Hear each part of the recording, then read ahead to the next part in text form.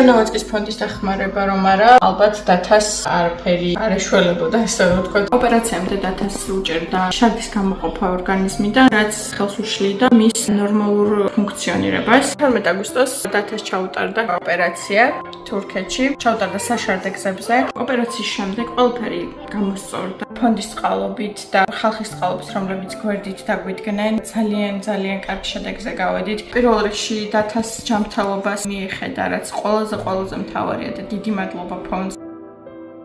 ძალიან დიდი მადლობა ჩერნოვეცკის ფონდს, რომ მოგცა იმის საშუალება, რომ გვეცხოვრა ესეთ პირობებში.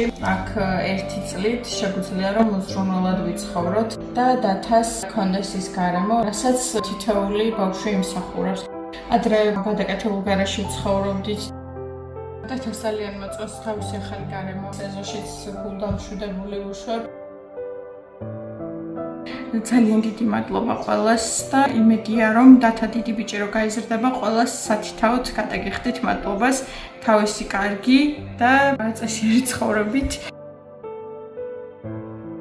სირთულეები ამ მომენტისთვის რაც გრჩება ეს არის დათას ეპილეფსია, რომელიც მადლობა ღმერთს რომ მართვადი არის და მედიკამენტებს ემორჩილება. გვაქვს უდიდესი ჩამორჩენა წონის და სიმაღლის მხრივ. გამოსაკვლევი გვექნება ამ 1 წლის განმავლობაში სილუერის სინდრომი, რაც ზრდა განვითარების შეფერხებას იწვევს და თუ ეს სინდრომი დაუდასტურდება დათას, ამ შემთხვევაში საჭირო იქნება ჰორმონალური თერაპია. გადარიცხეთ ნებისმიერი თანხა ჩერნოვეცკის ფონდის ოფიციალური საიტის მეშვეობით.